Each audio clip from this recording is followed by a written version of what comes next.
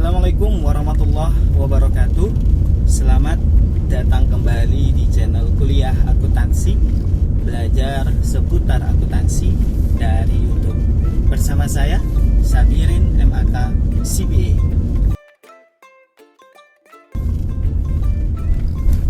Di video kali ini teman-teman kita sambil jalan-jalan ya menuju kota Singkawang.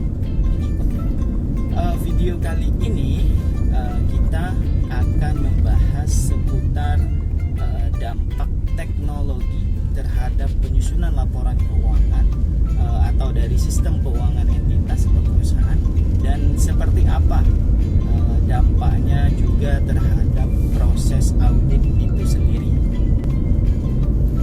Nah, teman-teman, tentu teknologi atau TI, teknologi informasi, itu memberikan dampak yang positif dalam berbagai bidang.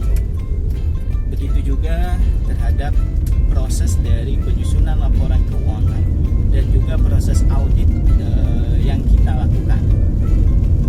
Beberapa dampak positif dari penggunaan teknologi informasi atau kemajuan dari teknologi informasi ini, yang pertama adalah proses operasional perusahaan itu akan jauh lebih efisien dan efektif. Kenapa? Karena proses yang awalnya dilakukan oleh manusia itu bisa diminimalisir. Katakanlah awalnya kita itu memerlukan 2 orang atau 3 orang untuk penyusunan laporan keuangan atau proses audit.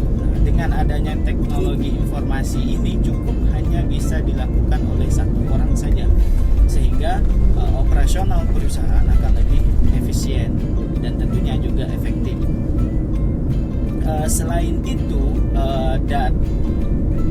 dengan menggunakan teknologi informasi dalam penyusunan laporan keuangan ini bisa memisahkan tugas-tugas, dan tentunya dengan lebih sedikit orang, sedikit kepentingan, kecurangan itu bisa kita hindarkan, atau minimal walaupun resiko kecurangan itu tetap ada, tapi dengan penggunaan teknologi informasi ini, teman-teman, kecurangan bisa diminimalisir. Manfaat yang kedua dengan adanya penggunaan teknologi informasi ini adalah kualitas data yang dihasilkan itu lebih bermutu tinggi. Kenapa? Karena tadi dengan penggunaan teknologi ini kita bisa menghindarkan kesalahan human error pada tahap ketika kita melakukan proses secara manual. Tentunya teman-teman, ketika sebuah pembaharuan ini menghasilkan manfaat, juga tidak luput dari resiko-resiko yang bisa saja muncul. Nah, apa saja resiko penggunaan dari teknologi informasi ini yang mungkin bisa saja terjadi? Resiko pertama yang muncul adalah, ini yang paling berbahaya, jika misalnya teknologi yang kita gunakan atau teknologi informasi yang kita gunakan itu gagal beroperasi. Efeknya apa? Kita atau entitas atau organisasi itu bisa kehilangan datanya secara keseluruhan. Yang kedua adalah ketergantungan terhadap sistem, sehingga apa-apa yang kita lakukan itu sangat menjurus atau mengharapkan dari teknologi, sehingga selanjutnya adalah human error, atau boleh kita katakan sebagai tingkat kemampuan si user, pengguna dari teknologi informasi itu. Jika bisa mengikuti dari kemajuan teknologi itu, saya rasa tidak masalah.